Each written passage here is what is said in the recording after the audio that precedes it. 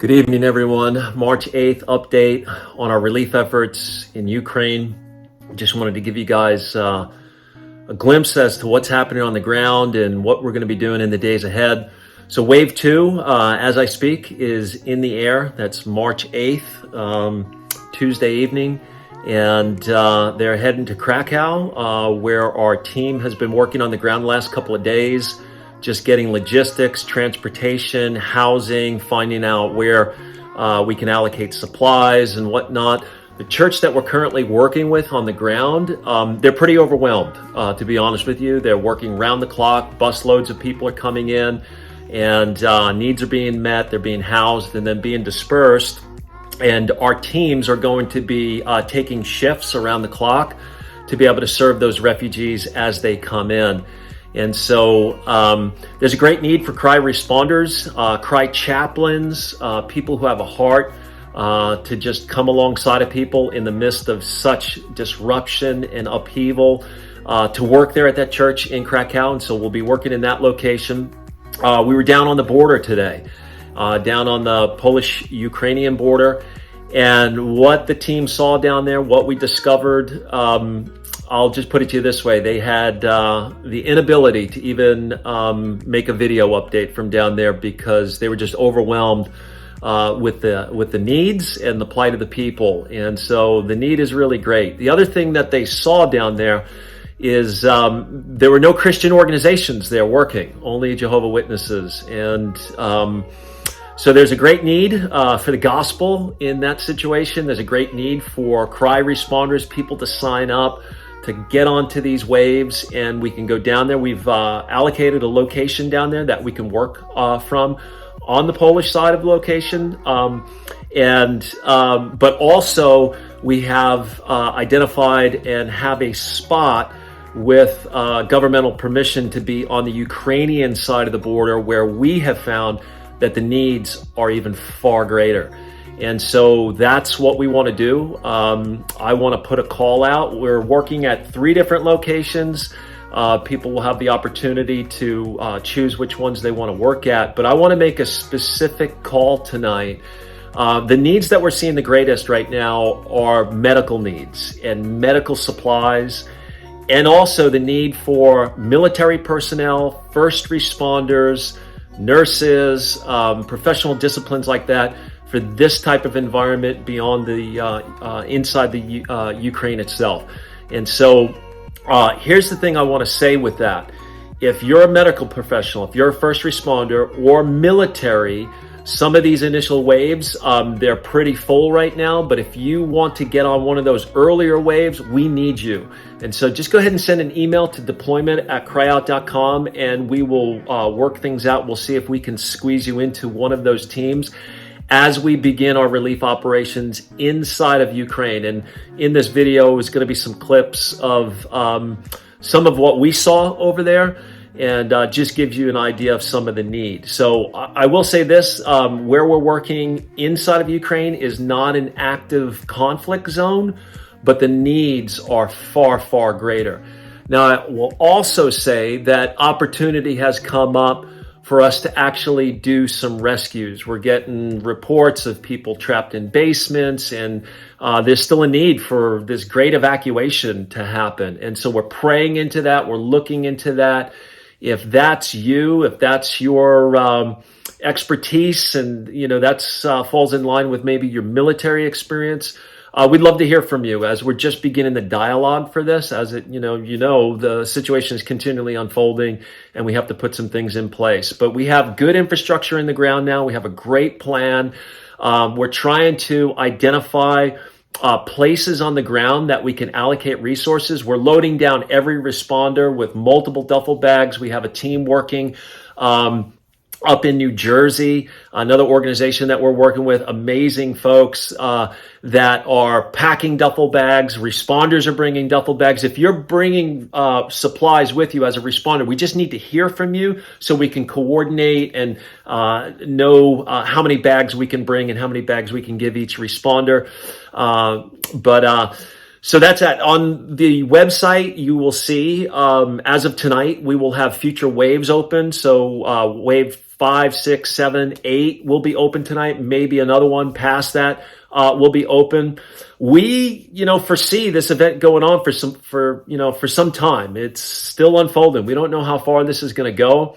But again, the big need that we have right now is medical supplies. And so we need your help. We need your help getting the word out. We have a full list of the resources that we're looking for on the CRY website. You can just go ahead and, check that out, and you can get it out to your resources. Share this link, share the video with whoever you know. And if you have contacts over in country, or if you have those resources here, we'll figure out the logistics. We'll get cargo, maybe even get a Mercy flight over there to get those items brought in to really the frontline areas where they really, really need help and resources are running low. So like I said, it's really the Ukrainian side that really needs the help, and that's what we're going to be focusing on, although we're going to be working in those other locations as well.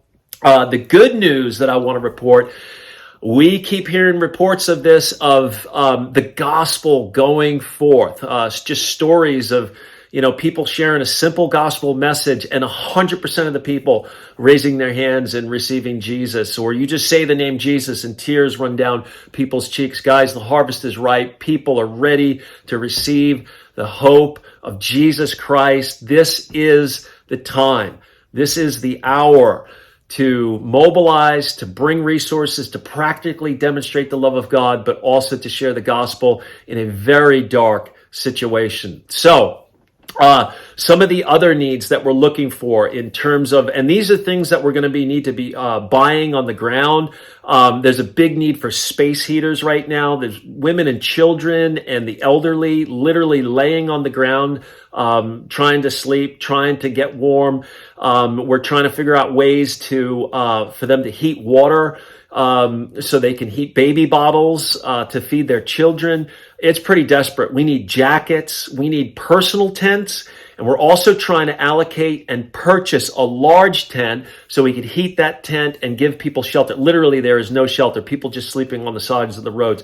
It's absolutely terrible. Our team was in tears today just trying to describe the situation of what they've seen. So we've also, for our team, in the morning, we're going to be finalizing a deal where we're going to be renting a long-term house there in Krakow, so teams can come in, land there, and then the teams will be overlapping. So there's a continuity of mission and purpose and intelligence. So that gets passed off to each team as they come in, and a place to just pull back from the front lines and get rest.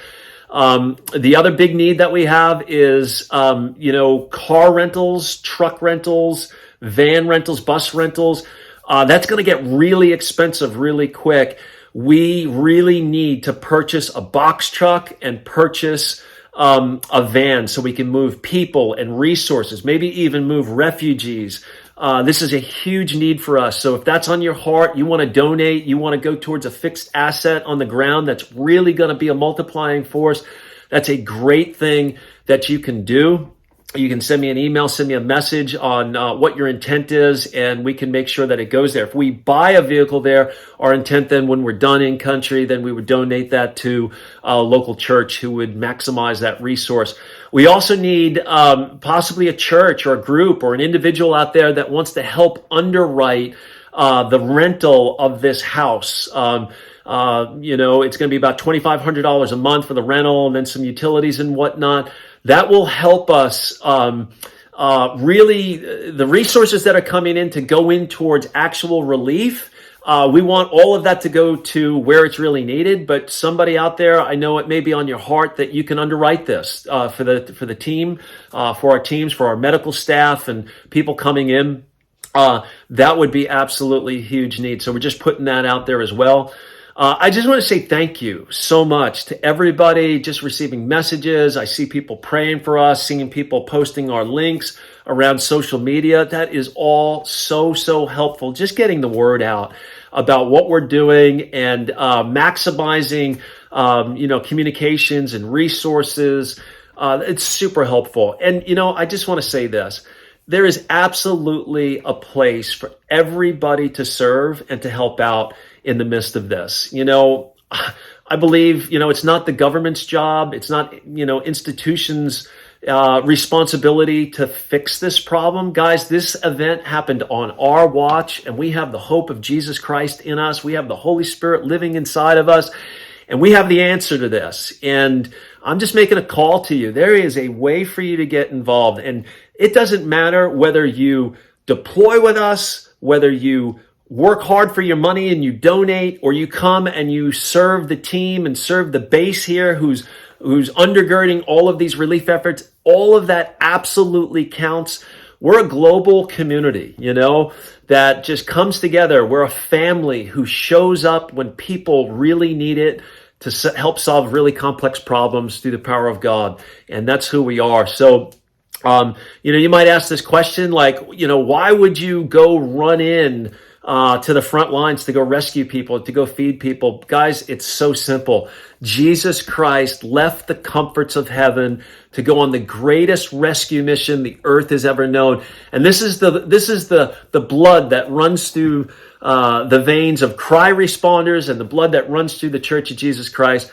We love people, we love God, and we just stand up in these moments and we say yes. And we know that you want to say yes too. And if you want to partner with us, we could use it. Guys, this is a massive humanitarian crisis. Matter of fact, it's the largest humanitarian crisis in Europe since World War II.